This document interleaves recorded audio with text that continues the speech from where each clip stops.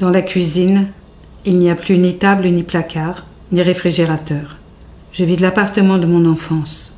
Je suis seule pour le faire, et il me semble que cette épreuve a commencé depuis une éternité.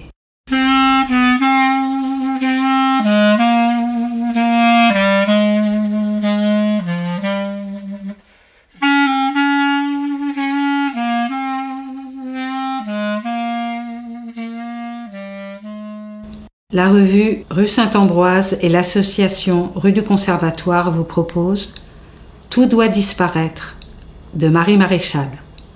Lectrice Marianne Wolfson. Musique Charlie Nelson.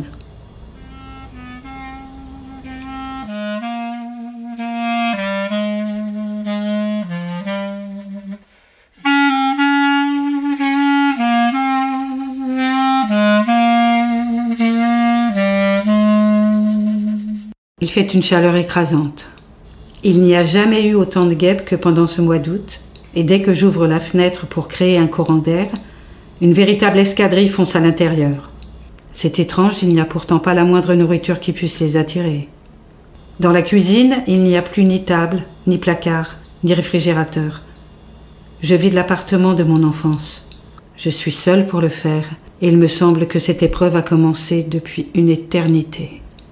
Au début, à chaque fois que je tenais un objet dans la main, je me demandais s'il fallait le garder, le donner ou le jeter.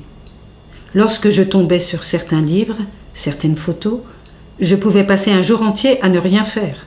L'odeur de rose d'un foulard, de citron d'un moule à gâteau, pouvait aussi me plonger dans des rêveries sans fin. À présent, je n'ai plus le temps de me souvenir. Je dois rendre les clés à la fin du mois, c'est-à-dire demain. Depuis ce matin, je n'arrête pas de me débarrasser des choses qui ont appartenu à ma mère et auxquelles je ne me savais pas si attachée. Dans le local, je me dépêche de tout jeter. Les 2 bennes sont vite pleines à ras-bord. J'ai peur d'avoir des remarques de la part du gardien. Et surtout, je n'ai aucune envie d'engager la conversation avec qui que ce soit. Ma mère habitait dans cet immeuble depuis 50 ans sans avoir jamais tissé de lien d'amitié avec quiconque, à peine quelques relations de bon voisinage. Il faut dire qu'elle vit seule depuis si longtemps et qu'elle n'a jamais eu le contact facile. Tous les meubles sont partis, ces meubles que ma mère disait préférer aux êtres humains. Heureusement qu'elle n'était pas là pour assister à l'enlèvement assez peu professionnel de sa belle bibliothèque par 2 bénévoles fatigués d'Emmaüs. Chacun des membres de la famille a choisi un objet, parfois plus. Sarah a pris les 2 petits fauteuils crapauds en velours vert, Salomé, un des grands miroirs dorés, Raphaël, presque tous les meubles de la salle à manger. Je suis la seule à n'avoir rien gardé. Il y a 2 mois, après une chute qui lui brisa l'épaule, ma mère a quitté son appartement, sans savoir qu'elle n'y reviendrait plus jamais. Cette pensée me remplit d'une infinie tristesse, alors que je ne parviens pas à ressentir la moindre émotion à l'idée de le quitter moi aussi. Peut-être est-ce parce que je suis éreintée, écrasée de chaleur, angoissée à l'idée de ne pas arriver à les vider à temps. Et puis j'en suis partie il y a si longtemps. Je venais à peine de sortir de l'adolescence. J'avais fui des parents qui ne s'aimaient pas et un père que je n'intéressais pas. J'étais tellement pressée de me construire une famille, une grande, une vraie, que je n'avais même pas attendu mes 18 ans pour faire un enfant. Mon départ avait été brutal. Quelques mois seulement auparavant, ma mère avait remplacé les meubles de ma chambre romantique de petite fille par des étagères blanches et un lit design que j'avais choisi moi-même. Le papier peint à ramages roses et verts avait fait place à une peinture unie bleu foncé.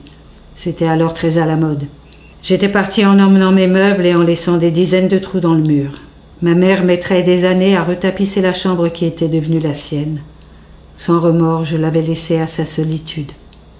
Les années avaient passé et ma mère avait vieilli d'un seul coup, comme une averse qui vous inonde avant même d'avoir pu ouvrir votre parapluie. Du jour au lendemain, j'avais découvert une autre mère.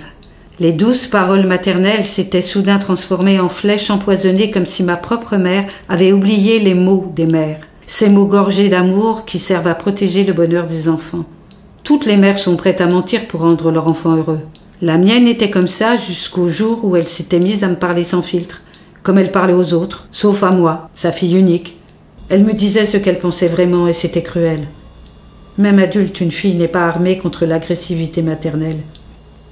Au début, j'essayais de comprendre. Je devais me défendre et nos conversations ressemblaient à d'éternels règlements de compte. Je ne compris jamais pourquoi elle était devenue aussi brusquement égoïste et dure. C'était sans doute le refus de la vieillesse, la peur de la mort. Il me fallut des mois, des années pour renoncer à ma mère d'avant, à ses mots d'amour. À présent, j'éprouve de la pitié pour elle. L'image de cette petite femme décharnée que j'abandonne dans son lit d'hôpital me déchire.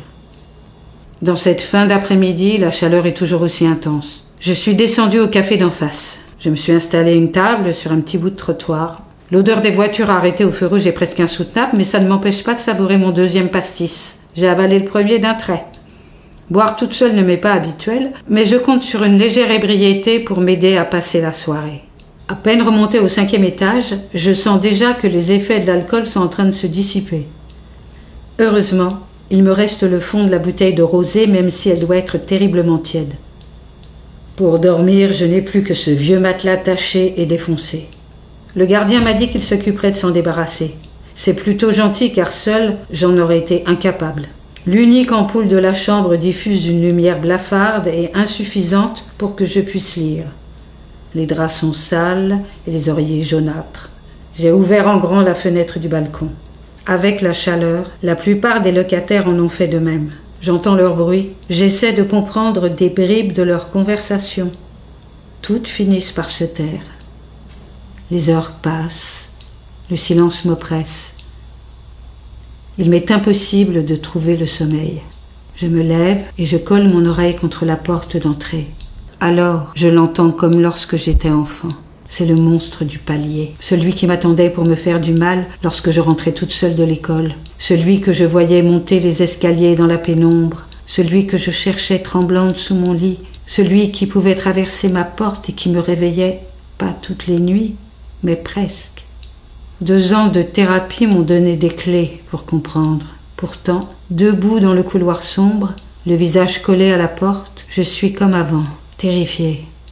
Incapable de soulever le Judas et de regarder dans le noir. Je n'ai jamais eu la force d'ouvrir la porte, d'affronter le démon.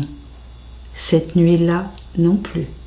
Flageolante, couverte de sueur, je me suis recouchée. Exténuée, j'ai fini par m'endormir, juste quelques heures.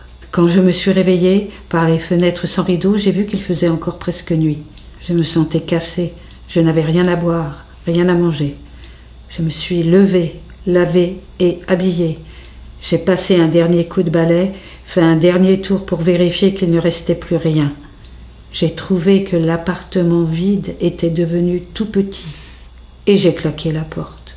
Quand je suis sortie de l'immeuble, le jour se levait. Je suis allée m'asseoir en face pour boire un café. J'ai regardé mon immeuble illuminé par les premiers rayons du soleil et la fenêtre du 5e étage.